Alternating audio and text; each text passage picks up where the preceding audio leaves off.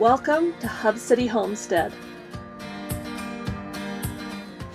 2 years ago, we moved from the city to live someplace with more space to roam and for a lifestyle we desired to have for ourselves and our children.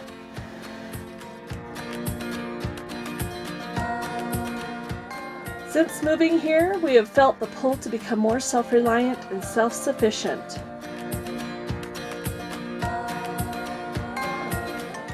We hope that you will join us on our journey. We have a small property, so we are doing homesteading small.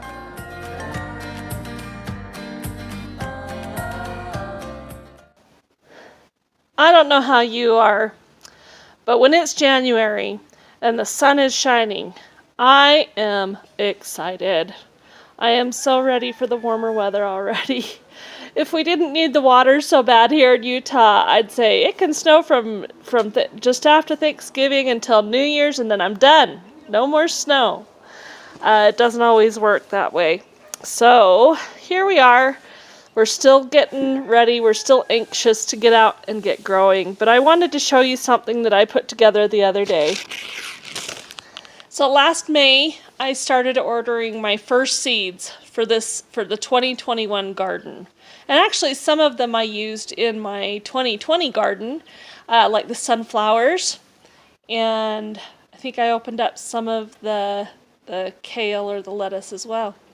But definitely the sunflowers. And so I had like 10 little packets of seeds. And I'm a little crafty. I like using yarn. I got some plastic canvas and I made a little seed box. It was about that big. Well, I started ordering more seeds and more seeds and more seeds. And I'm like, okay, I've got to have space for all these. They need to be organized. So in my craft room, I'm like, well, I have all these little drawers. And they have things in them that I'm not even using or that can be consolidated into other boxes and bins and put out with the kids' craft stuff. And so I have 3 sets of these. And so I started putting my seeds in these drawers, and I labeled them root vegetables, edible flowers, decorative plants. I've got like leaf vegetables and vine fruit and veg and that kind of thing. But after a while, even that started to get too small.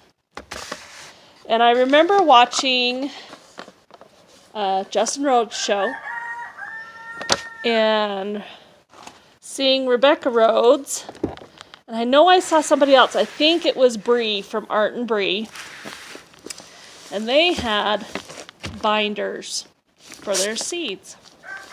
And so I got looking that up. It's like, how do you do that? How do you make a seed binder?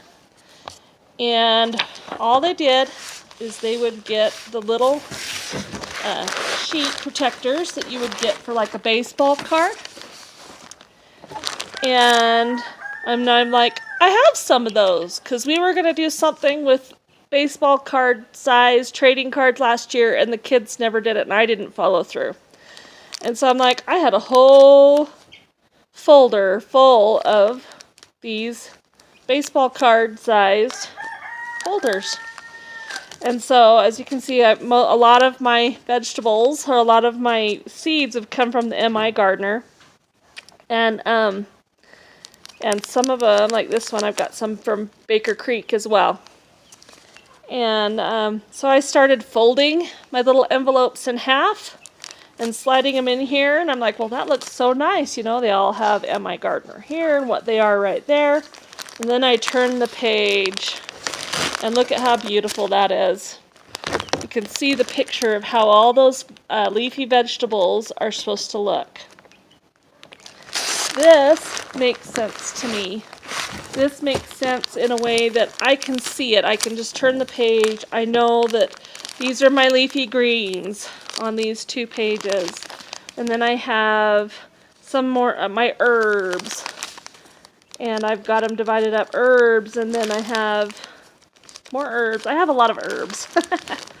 And then I've got squash and pumpkin and cucumber and carrots and all the tomatoes. And you can, and you just get a big binder like this. This is a big 3-inch, I'm sure it's a 3-inch D-ring binder. They're expensive. It's a $24 binder, but I have had this one. We were using them for homeschool. My daughter started going to online public school, so she didn't need the folder anymore, so I'm using hers.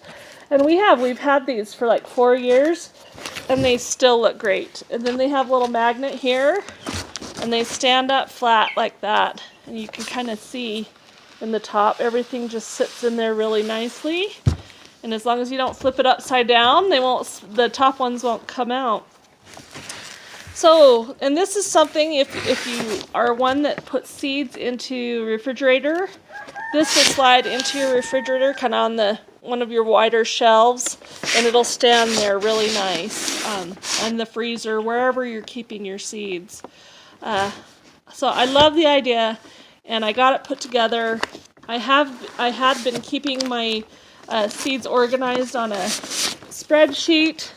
So I have my spreadsheet of leafy greens and my edible flowers, and these are all my herbs. So I have lists of what I've got in the binder. I'm probably going to break that down even more and make these a divider in between each of my sections. So if you got seeds, get them organized. Start planning. There's no time like the present.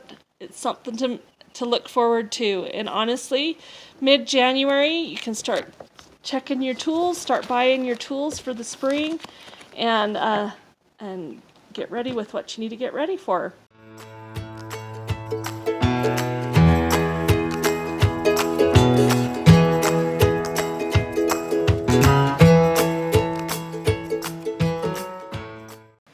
We are using Christmas presents today.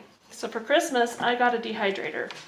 And the kids are really excited to be able to make apple slices and banana chips and things like that. So we're going to get started to make some of those things. This is not an expensive dehydrator, and I've never used it before, so this will be a first time. It's from Elect Homes.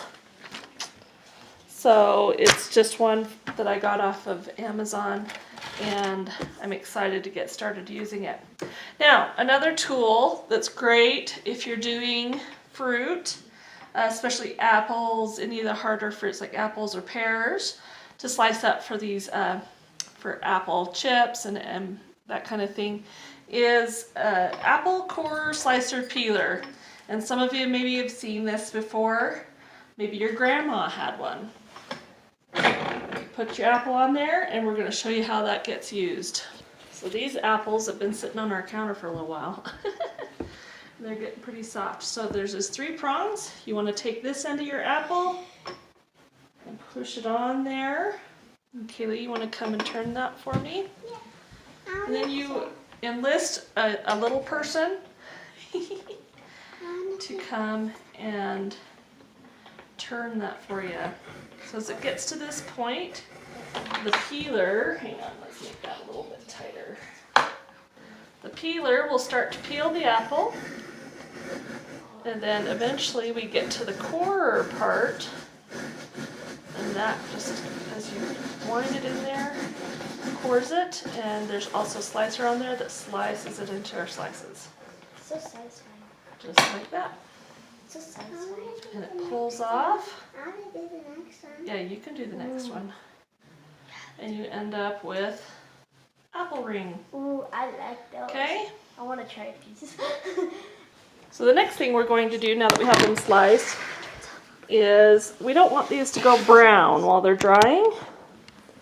So what we're going to do is we're going to cut these in half to make little wedges. And then we're just going to put those in lemon juice. Ooh. For a moment. Big pineapples. I'm your camera guy. Yeah, I'm a camera guy. Okay. Now, I don't think we're going to need all of these trays, so we'll just start filling them up until we finish what we need. Okay, so while that's soaking for a minute, we're going to get Marin set up to do this next one. So in order to pull it back, you don't have to wind it all the way. There's a button you push, you pull it back. And then you can get your next apple on there. I love And you can start winding that.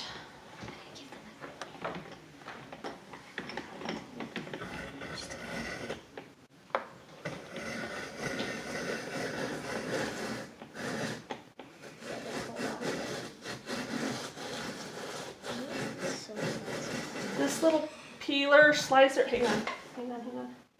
Sometimes you gotta clean that out. There we go.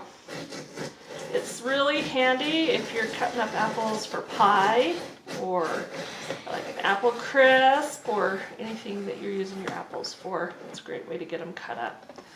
Okay, so we have that. All right, before we put these ones into the lemon juice, what we're gonna do is we'll take the ones that are in the lemon juice. We're just gonna shake them out a bit.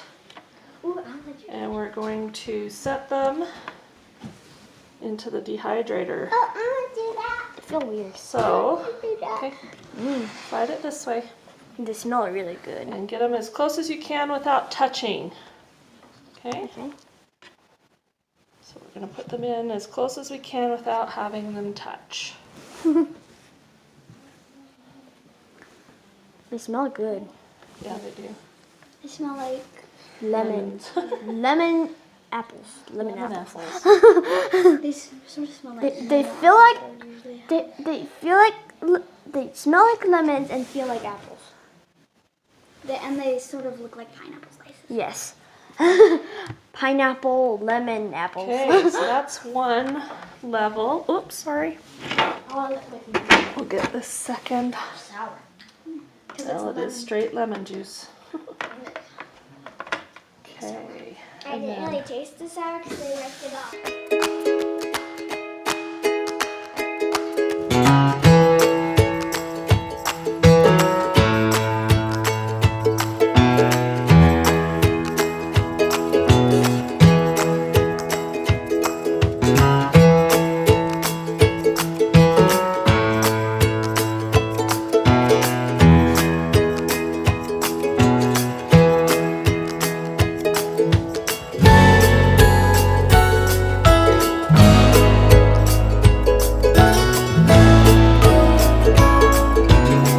So we ended up getting 1, 2, 3, 4, 5 trays of apples.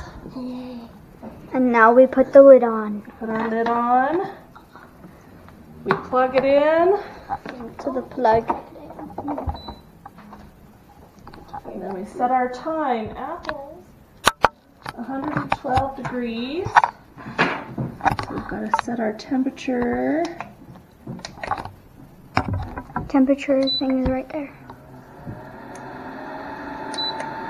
What's happening to the apples? It's 113. dehydrating them. Set our time. We'll do 8 hours and see how they look in 8 hours. Apples are supposed to be done in 8 to 12 hours.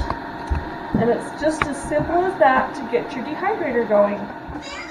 So here we are. It's done. 8 hours later. Go ahead and pull that off, Kaylee. It looks really, really good. And pull one off. Does it feel dry? You pull one off, Sammy. Does it taste good? They're more like, they're not as sour. crispy. They're tart, aren't they? Yeah, Tart apples. they feel. Because these are Fuji apples. Fuji apples are tart sweet. That's really good. We did them in lemon. That's why I think they're kind of sour. They could probably, That's good.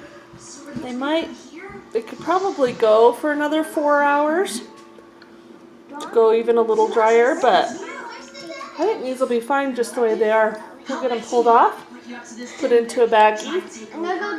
Some snacks. I hope that you enjoy this episode. We're grateful that you're here. We're grateful to have you as a part of our family, and we're really looking forward to spring and everything that we're going to get to do in the garden in this springtime. So I hope that you're in the planting stage as well. Leave in the comments below, what are you going to plant this year? what do you always plant? Or what are you looking forward to planting this year?